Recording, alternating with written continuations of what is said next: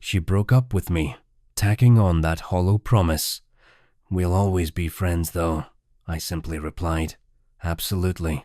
Weeks later, she discovered, much to her shock, that friendship in my book didn't include covering her rent, offering emotional support on demand, or fixing her car for free, especially not after I started dating her roommate.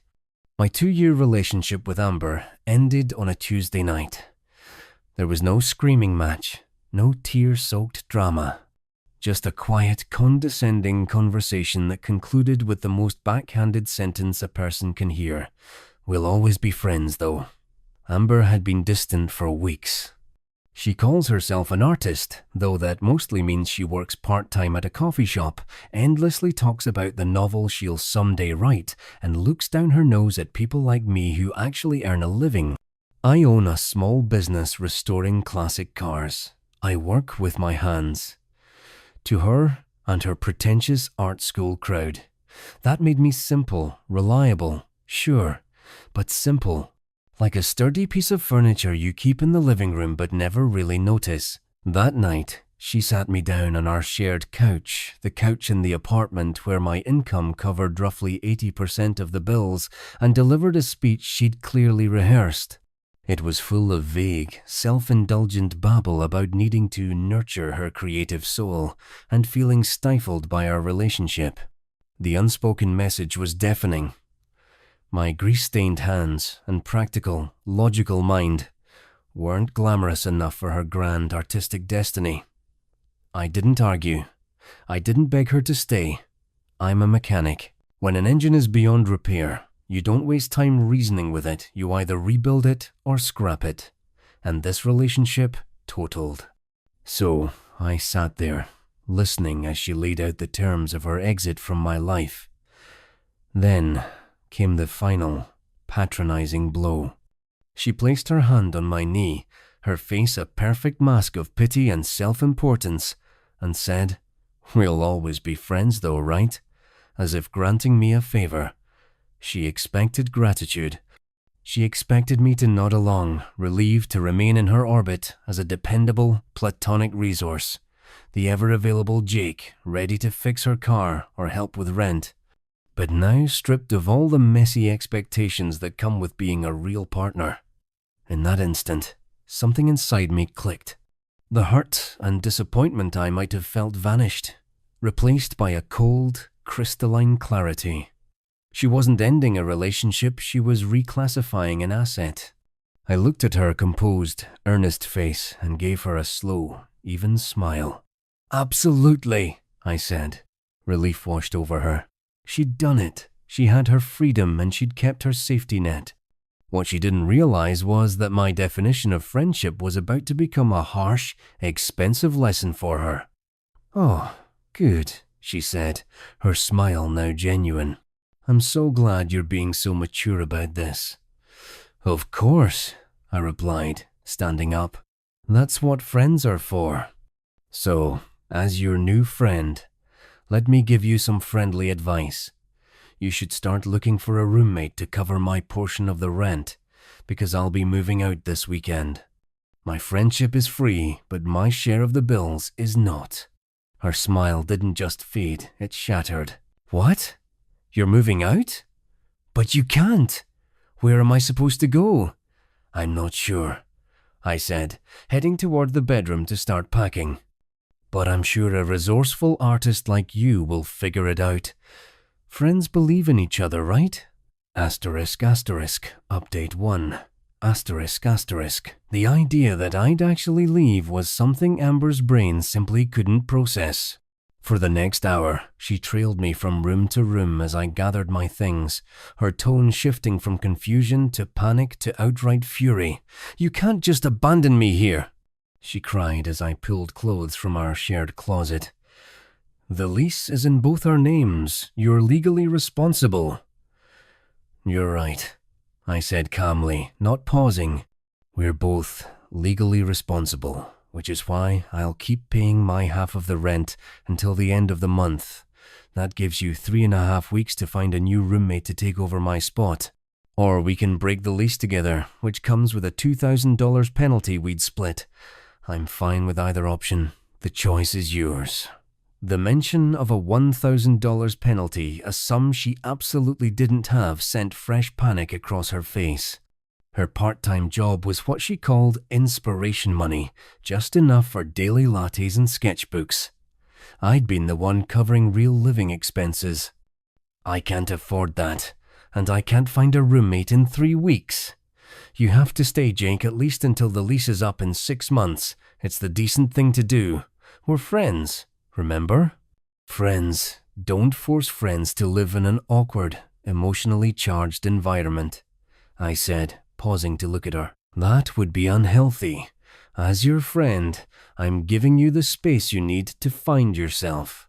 And I'm taking my space too. Just then, our third roommate, Maya, walked in. Maya was a veterinary technician who rented the apartment's small second bedroom. Quiet, exhausted from long shifts, and expert at avoiding Amber's constant low-grade drama. She took one look at my open suitcase and Amber's tear-streaked, furious face, and sighed. "Don't tell me," she said wearily. Her car broke down again. "Worse," Amber wailed, turning to Maya for backup. "He's leaving me. He's moving out." Maya's eyes met mine over Amber's shoulder. I gave a small, tired shrug. "We broke up," I explained. "I'm getting my things. I'm paid up through the end of the month. After that, you'll have a new roommate." Maya's expression stayed neutral, but she gave a slow, deliberate nod. "Okay." Then, without another word, she disappeared into her room and closed the door, master of non-engagement. Deprived of an ally, Amber spent the rest of the weekend cycling through every manipulation tactic she knew. Crying, reminiscing about our first date, calling me a cold-hearted monster. I didn't take the bait. I just kept packing, always filtering my responses through the new, infuriatingly polite lens of friendship. "You're really just going to throw away 2 years of memories?" she sobbed. "As your friend," I'd reply calmly. "I think it's important to focus on the future, not the past." Asterisk, asterisk.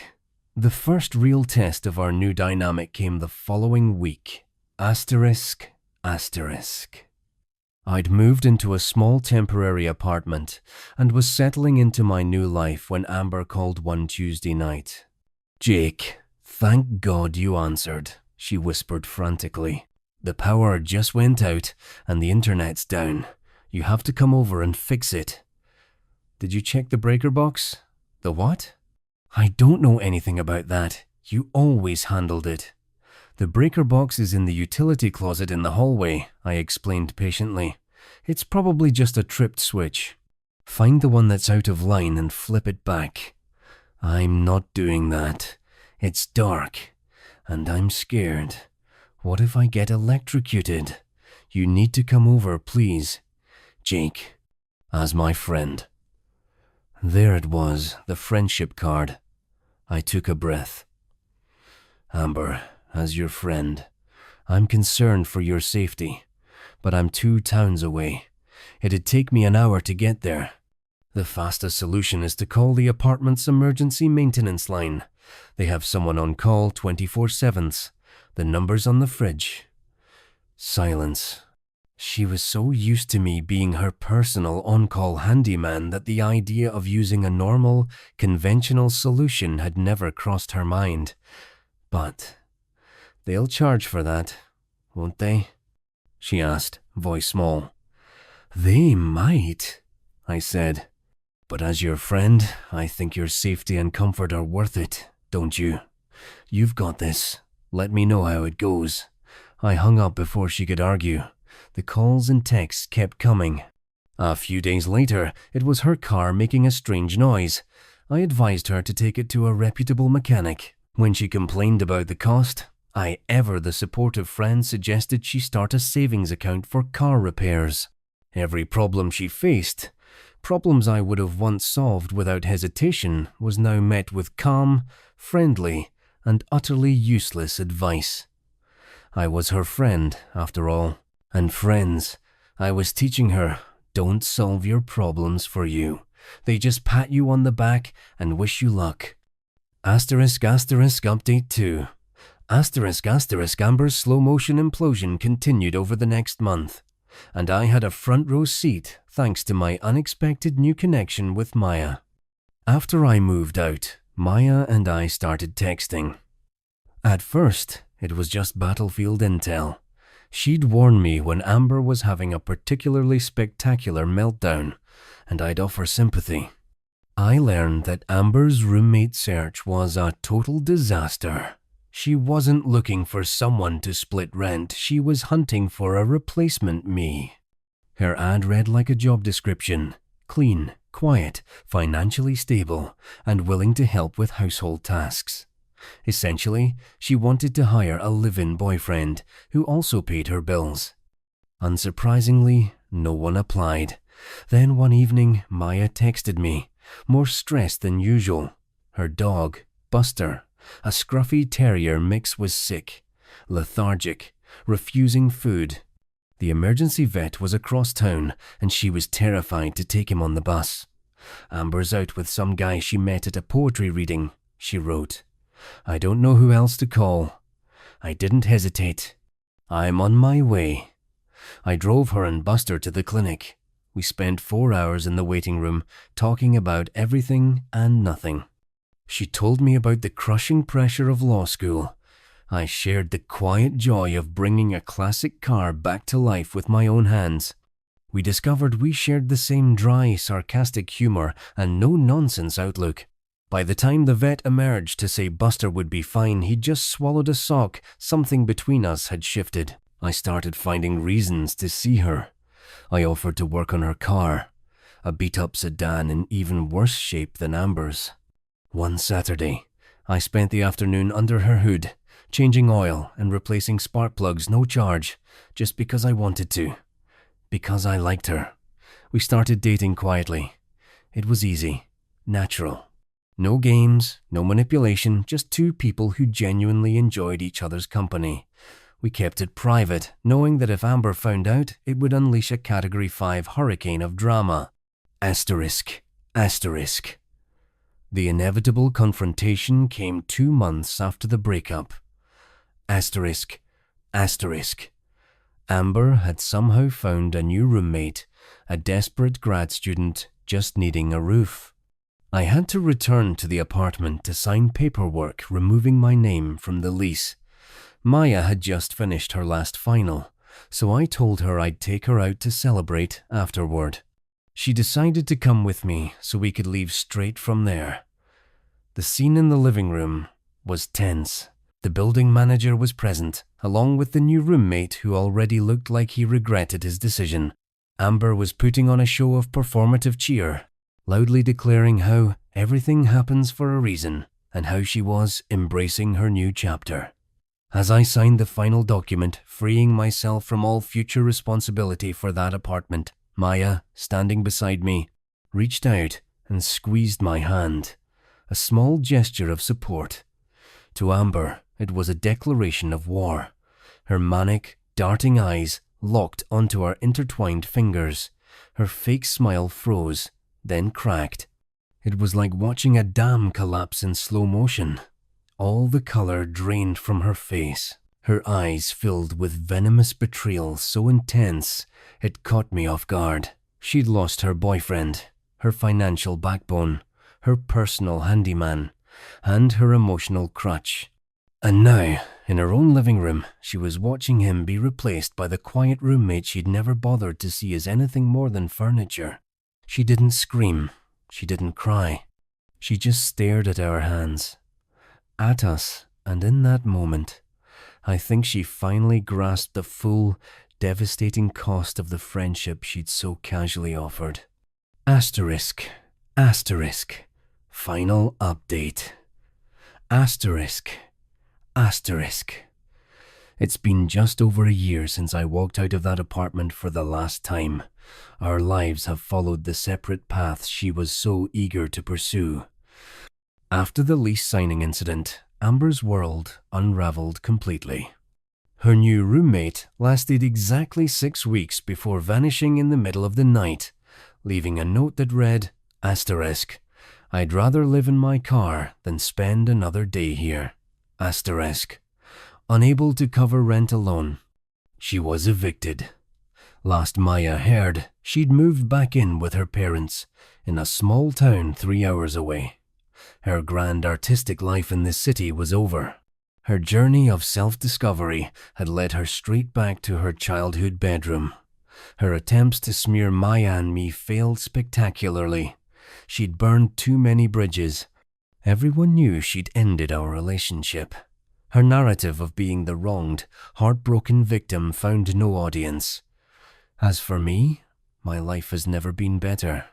Maya and I now live together in a small house I bought on the other side of town, a place with a big yard for Buster and a 2-car garage for my projects. She passed the bar and works as a junior associate at a downtown law firm. We're a team, a true partnership. We split bills, share chores, and support each other's dreams without resentment or competition. It's the easiest, most natural relationship I've ever known. My revenge was never some grand, dramatic scheme.